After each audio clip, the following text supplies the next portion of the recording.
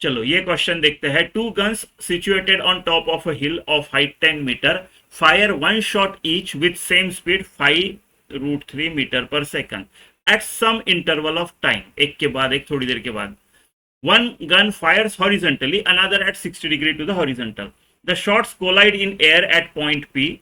Find time interval between the firings and coordinate of point P. और उन्होंने बोला है कि take origin of coordinate system at the foot of the hill, right below the muzzles and trajectory x y plane में ले लो, ऐसा बोला है। तो चलो ये आपका एक्स वाई प्लेन निकाल दिया मैंने, ये एक्स है, ये आपका वाई है, ठीक है। और ये मान लो आपका टॉप ऑफ द हिल है, ठीक है। ये आपका टॉप ऑफ द हिल है, ये कितने मीटर पे है? 10 मीटर है आपका टॉप ऑफ द हिल, ऐसे कुछ तो है। और यहां से एक ने हॉरिजेंटली फायर किया ऐसा, तो ये ऐसा कुछ तो जाएगा, राइट। एक ने किया 60 डिग्री पे, हॉरिजेंटल पे 60 डिग्री पे किया, तो इसका ऐसा कुछ तो ऊपर जाएगा और फिर ऐसा नीचे आएगा। और मान लो समवेयर हियर दे कोलाइड, ये पॉइंट पी है जहां पे वो कोलाइड हुए, ठीक है। तो डेफिनेटली ये जो 60 डिग्री से ऊपर जाके नीचे आया, इसने ज्यादा टाइम लिया होगा, तो उस टाइम को हम बोलते हैं टी डैश। और इसने जो टाइम लिया यहां पहुंचने का, उसको मैं बोलता हूं टी, राइट। बिफोर कोलिजन ये इनके टाइम ड्यूरेशंस थे। अभी देखो, अभी मैं वर्टिकल और हॉरिजेंटल दोनों डायरेक्शंस कंसीडर करूंगा इस क्वेश्चन को सॉल्व करने के लिए।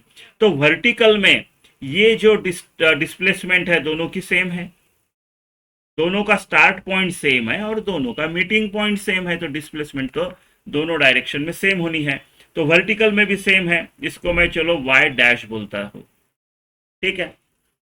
तो वाई डैश दोनों की सेम है, तो वाई डैश पहले की, ये इसकी लेता हूं टी वाले की, उसका वर्टिकल डायरेक्शन में कोई वेलोसिटी नहीं है, जो भी है हॉरिजॉन्टल में है। तो वर्टिकल डायरेक्शन में अगर लिया मैंने मोशन ये वाले का, हॉरिजॉन्टल जिसको फेंका गया उसका कोई कंपोनेंट ऑफ वेलोसिटी वर्टिकल नहीं है, तो 0t, तो नहीं लिखता हूं मैं उसको, और आएगा हाफ जी टी स्क्वायर।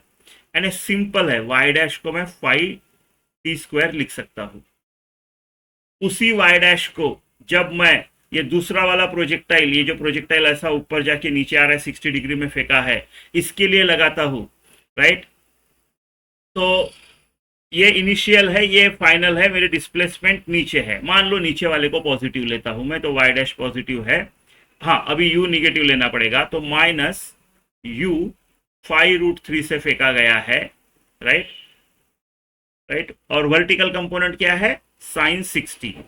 ये हो गया मेरा u sine theta vertical component into t dash plus half g यानी 5t², इतना हो गया, इतना हो गया। यानी मेरा वाई डैश कितना आता है? साइन 60 यानी √3/2, तो -5√3 into √3/2 T dash plus 5t dash का स्क्वायर, ऐसे कुछ तो आ रहा है। यानी मेरा ये वाला वाई डैश आता है √3 15 7.5 -7.5t dash plus 5t dash का स्क्वायर, ऐसा आता है। अब दोनों सेम है, वाई डैश तो वाई डैश ही है, ये वाला उनके डिस्प्लेसमेंट तो सेम है, तो क्या मैं ऐसा नहीं लिख सकता हूँ 5t² is equal to -7.5t dash plus 5t dash का स्क्वायर, लिख सकता हूं, है ना। तो टी और टी डैश में एक रिलेशन आ गया मेरा। अब हॉरिजेंटली भी अप्लाई कर देते, इससे तो आंसर आने वाला है ही नहीं। अब हमको क्या चाहिए? टी डैश माइनस टी, आपका जो टाइम इंटरवल है वो होगा टी डैश माइनस टी, ये पूछा है हमको, है ना। टी डैश माइनस टी पूछा है, तो इससे तो सॉल्व होगा नहीं। तो अभी हॉरिजेंटल डायरेक्शन में देखते हैं। तो हॉरिजेंटल डायरेक्शन में भी ये तो सेम ही है इनका डिस्प्लेसमेंट, चलो इसको एक्स डैश बोलते हैं, वो तो सेम ही है। तो एक्स डैश क्या आएगा इसके लिए इसकी पूरी की पूरी हॉरिजेंटल है इधर 5√3 में, तो 5√3 इंटू टी।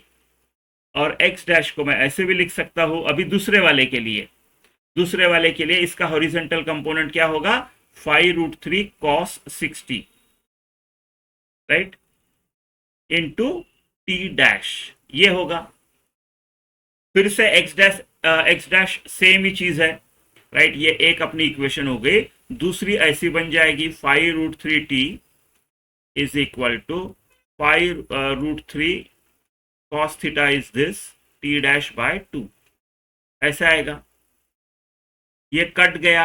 अब मेरे को पता चला कि t डैश जो है मेरा 2t है, डबल टाइम लगता है, ये पता चल गया। अब इसमें रख के सॉल्व करके आ जाएगा आंसर। तो चलो करते हैं,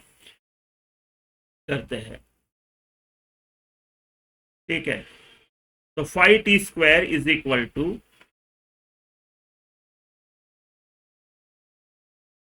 -7.5 t डैश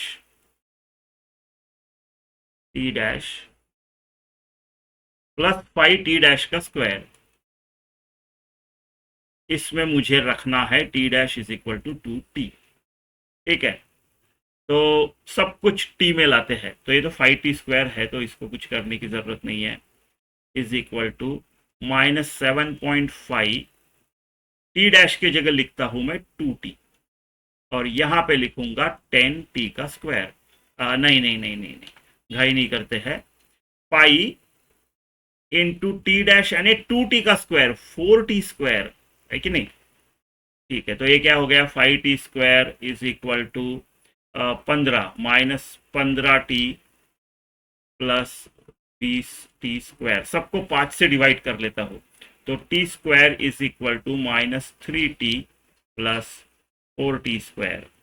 t² कितना आ गया, 3t², और ये आ गया मेरा 3t²। इस तरफ लेके गए तो, और इसको इधर लेके गए तो प्लस 3t, तो t क्या आया 1।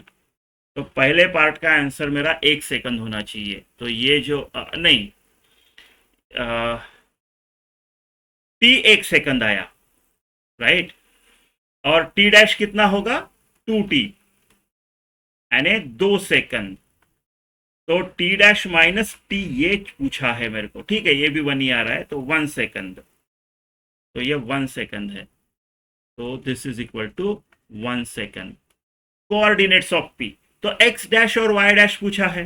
कोऑर्डिनेट्स ऑफ p क्या होगा, x dash y dash, right. तो y डैश इज 5t², तो y डैश इज 5t²। उसमें मैं t रख देता हूं 1, तो y डैश मेरा 5 आया। x डैश का भी एक फॉर्मूला है अपना, कौन सा इजी है, 5√3 इंटू टी, इसमें डाल देते हैं। तो x डैश आया मेरा 5√3। तो मेरे कोऑर्डिनेट्स क्या हो गए p के, 5√3 और 5। तो ये आ गया आपका 5√3 और 5, ठीक है।